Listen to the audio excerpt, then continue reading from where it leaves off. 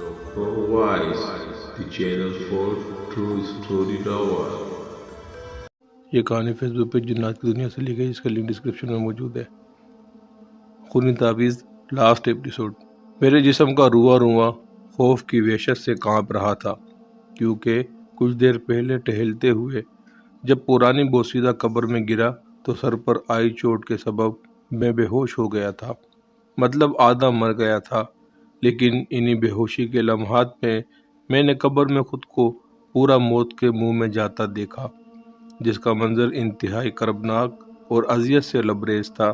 میرے جسم سے اٹھتے ہوئے وہ خون کے فوارے جس سے میرا جسم لہو لہو ہو گیا، بھیگ گیا تھا، وہ دراصل ابھی برسنے والی تیز بارش تھی۔ تبھی تو میں اسی ٹوٹی قبر سے جلد ہی ہوش میں آ گیا، ورنہ نہ جانے رات بھر ہی اس قبر میں بے ہوش پڑا رہتا۔ میں کراتے ہوئے قبر سے نکل آیا اور قبرستان میں کوئی ایسا سایبان ڈھونڈنے لگا جو مجھے اس تیز برستی بارش میں بھیگنے سے بچا سکے۔ آسیہ کی التجائی آوازیں ابھی تک پورے گھر میں گونج رہی تھی۔ وہ اپنی والدہ کو انتہائی دلسوز انداز میں پکارتے ہوئے مدد مانگ رہی تھی، لیکن سب گھر والے پتھر کے بت کی مانند مکمل خاموش اور اپنے اپنے بستروں میں جمے بیٹھے تھے۔ لیکن آخر کب تک؟ شام سے رات تلک جس انداز میں آسیہ گڑ گڑا رہی تھی، اس کی والدہ کا صبر بھی جواب دیتا جا رہا تھا۔ اولاد کیسی بھی ہو، لیکن ماں باپ کے لیے بڑی قیمتی اور خاص ہوتی ہے۔ ان کی نافرمانیاں، غلطیاں، کوتاہیاں اپنی جگہ، لیکن ماں باپ کا پیار، احساس اور تحفظ ہر لمحہ اپنی اولاد کے لیے وقف رہتا ہے۔ آسیہ کی سسکیاں اب پھر سے دھاڑوں میں تبدیل ہو چکی تھی۔ وہ بلند آواز میں ماں کو پکارتے ہوئے بین کر رہی تھی۔ آسیہ کی اتنی ابتر حالت دیکھ کر پورے گھر والے آنسو آنسو رو رہے تھے، لیکن والدہ تھی جو آسیہ کا نام منہ میں بڑبڑاتے ہوئے ہچکیاں لے رہی تھی۔ پر پھر دوسرے ہی لمحے پورے گھر میں اچانک قیامت سا سما برپا ہو چکا تھا۔ آسیہ کا وہ کمرہ جہاں کچھ دیر قبل اس کی سسکیاں سنائی دے رہی تھی، اب اسی کمرے سے دلخراش چیخوں کی آوازیں آنا شروع ہو گئی تھی، اور ان چیخوں میں فقط آسیہ ہی نہیں بلکہ سینکڑوں بلیوں کی غراہٹیں اور چیخیں بھی شامل تھی۔ پورا گھرانہ اس متفقہ صورتحال سے لرز کر رہ گیا تھا۔ ڈھپ ڈھپ کی زوردار آوازوں کے ساتھ آسیہ بند دروازے کو زور سے پیٹتے ہوئے ایسے چیخ چلا رہی تھی جیسے وہ شدید تشدد کی زد میں ہو، اور پھر کچھ لمحوں بعد ہی بلیوں کی آوازیں اور چیخیں تو بند ہو گئی، لیکن آسیہ کی آواز بدستور آ رہی تھی، اور وہ آواز رونے دھونے یا چیخنے کی نہیں بلکہ کچھ ایسے انداز کی تھی جیسے اسے کوئی ذبح کر رہا ہے، اس کا گلا کاٹ دیا گیا ہے۔ کٹے نرخرے سے بہتے خون کی ملی جلی آواز۔ یہی وہ انہونی اور برا وقت تھا جس وقت آسیہ کی والدہ کا صبر اس کی برداشت مکمل جواب دے گئی، اور وہ ہانپتے کانپتے ہوئے بیٹی آسیہ کے کمرے کی جانب دوڑ پڑی اور بنا سوچے سمجھے کمرے کے بند دروازے پر بندے تعویذ کو توڑتے ہوئے کمرے میں جا گھسی۔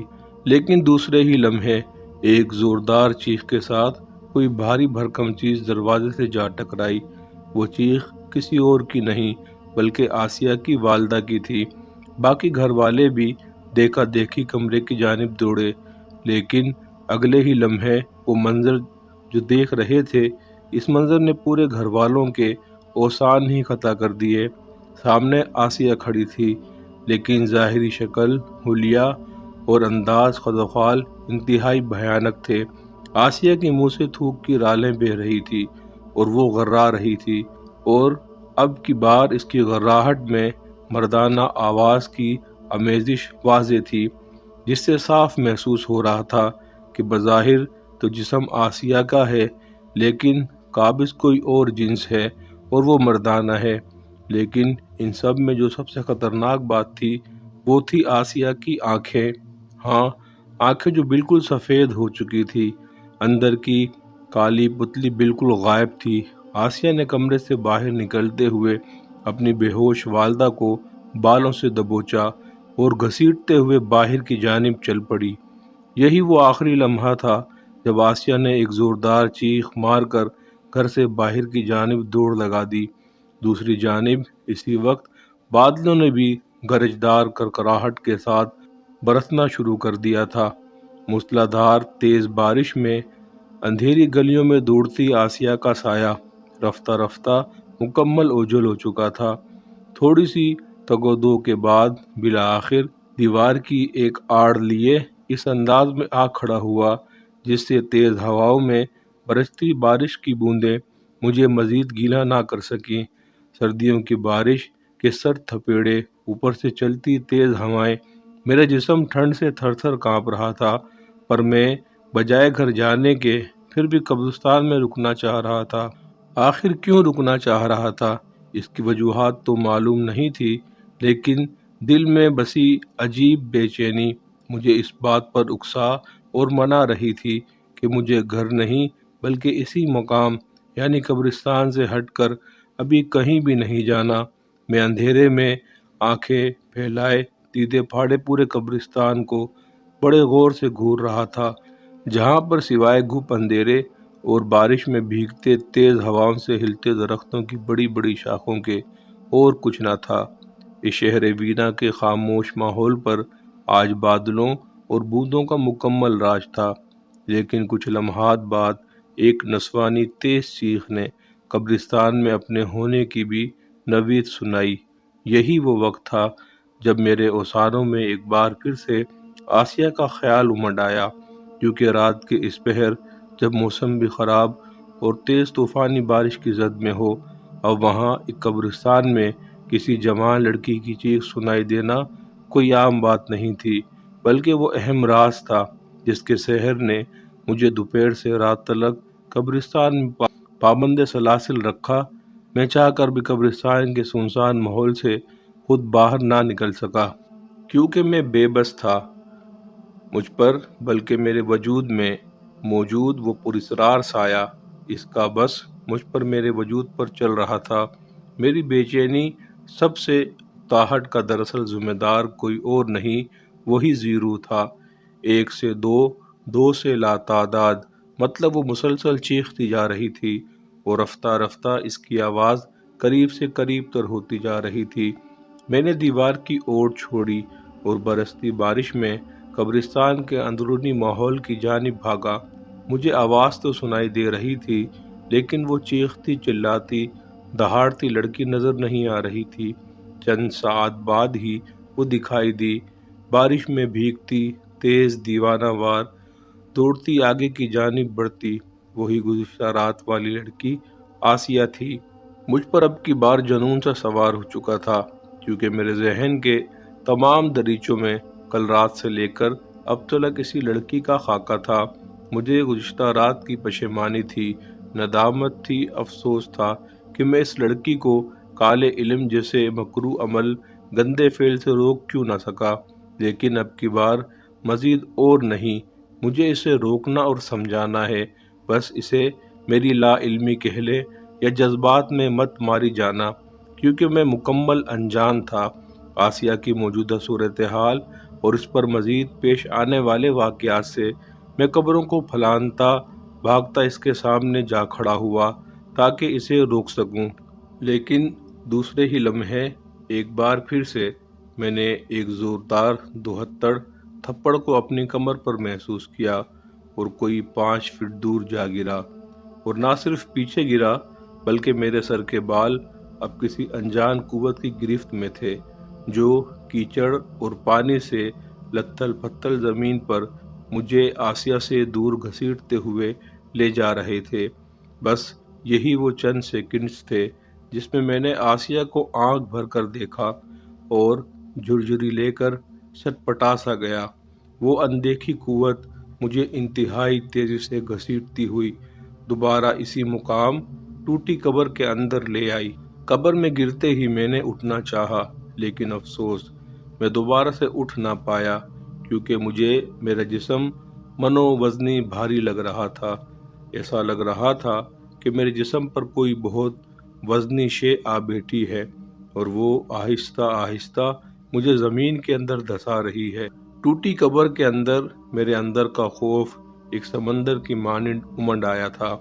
شدید ڈر اور اس ہولناک ماحول میں رو کر زور سے چیخنا چاہا، پھر دوسرے ہی لمحے خود کے منہ پر 2 عدد مضبوط ہاتھوں کی گرفت کو محسوس کیا، جو صرف بازوؤں تک ہاتھ ہی تھے، قبر سے زمین کو پھاڑ کر اندر سے نمودار ہوئے ہاتھ۔ اب آہستہ آہستہ میں قبر کی مٹی کو نرم پا رہا تھا اور خود بخود زمین کے اندر زندہ ہی دھستا جا رہا تھا، اور اب کی بار یہ خواب نہیں بلکہ ایک قوی سچ تھا۔ ان تمام حالات میں بھی میری قوت سماعت میں اب بھی آسیہ کی دلسوز چیخیں سنائی دے رہی تھی۔ وہ علیحدہ بات ہے کہ دور سے آتی انتہائی کمزور اور کم شور تھی۔ آسیہ اس تیز برستی بارش میں ٹوٹتی دیوار کو پھلانگتے ہوئے دوسرے جانب موجود مسیحی قبرستان میں جا چکی تھی، بالکل اسی مقام پر جہاں اس نے کل رات کالے علم کا چلہ کاٹا تھا، پھر ناکام ٹھہری۔ اور اب آج اور کل میں فقط یہ فرق تھا کہ کل جب وہ آدھی رات میں یہاں پہنچی تھی تو اپنے ہوش و حواس میں تھی، اپنے وجود میں وہ خود موجود تھی، لیکن آج وہ خود سے نہیں بلکہ لائی گئی تھی، خود سے نہیں بلکہ ان سے جو اس کے وجود پر قابض تھے، وہ شیطانیت، وہ کالے علم کے موکل جو اس نے ہندوانہ جادو کے عوض منہ میں بڑبڑا کر کئی 100 بار دہرا کر طلب کرنا چاہے تھے۔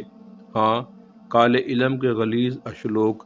آسیہ نے جس جگہ پر گڑھا کھود کر کپڑے سے بنی اور سوئیوں سے اٹی گڑیا دفنائی تھی، اب اسی گڑھے کو کھود رہی تھی، انتہائی انہماک کمال مہارت کے ساتھ۔ فقط ہاتھوں کی انگلیوں سے ہی وہ جمی ہوئی مٹی کو بآسانی ادھیڑ اور اکھیڑ رہی تھی۔ برستی بارش کی سختیاں بھی اس پر بے معنی بیکار ثابت ہو رہی تھی۔ آسیہ پر عجیب سا جنون سوار تھا۔ وہ ہاتھ میں پکڑی ہوئی کپڑے سے بنی گڑیا سے ایک ایک کر کے سوئیاں نکالتی جا رہی تھی اور بنا تکلیف اور درد کے رد عمل دیے اپنے ہی چہرے کے مختلف خد و خال پر پیوست کرتی جا رہی تھی، اور اس تمام کارروائی کے درمیان وہی کالے عمل کے اشلوک بڑبڑا رہی تھی جو اس نے کل گڑیا میں سوئیوں کو پروتے ہوئے بولے یا دہرائے تھے۔ دیکھتے ہی دیکھتے آسیہ کا پورا چہرہ لوہے کی نکیل کی مانند تیز سوئیوں سے جا پرویا تھا۔ آگے جو لمحات تھے وہ انتہائی تکلیف دہ اور اذیت سے بھرپور تھے۔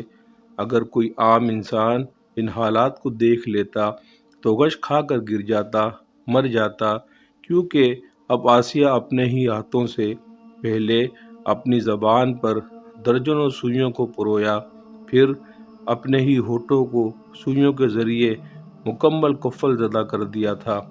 اس کی آنکھوں سے درد کی شدت اور کانپتا جسم بتا رہا تھا کہ وہ شدید تکلیف محسوس کرنا شروع ہو گئی ہے، جس کی صرف یہی وجہ تھی کہ وہ اب کالے علم کے وہ غلیظ اشلوک دہرا یا بول نہ پا رہی تھی۔ آسیہ جیسے ہی گھر میں امام صاحب کا بنایا ہوا حصار توڑ کر اپنی والدہ کو شدید زخمی حالت میں گرا کر گھر سے باہر کی جانب بھاگ نکلی تو کچھ منٹ گھر والے ویسے ہی شدید صدمے اور ڈر میں مبتلا رہے، اور پھر سکتے کی حالت سے باہر آتے ہی وہ بجائے آسیہ کے پیچھے بھاگنے اور اسے روکنے کے اپنی ادموئی والدہ کی جانب متوجہ ہوئے، ویسے بھی جیسی خونخوار اور جارحانہ طبیعت وہ آسیہ کی دیکھ چکے تھے، چاہ کر بھی اسے روکنے یا پکڑنے کی ہمت نہیں جتا سکتے تھے۔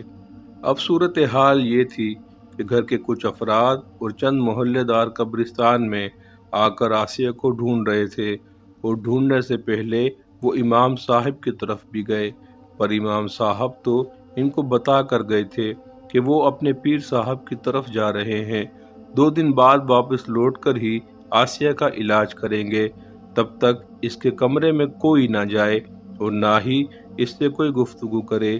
یہ سب لوگ کافی دیر تک برستی تیز بارش میں دونوں قبرستانوں میں آسیہ کو ڈھونڈتے پکارتے رہے، لیکن آسیہ کا کوئی اتا پتہ نہ چلا، اور بالآخر وہ ڈھونڈنے کے لیے قبرستان سے باہر مین روڈ پر نکل آئے۔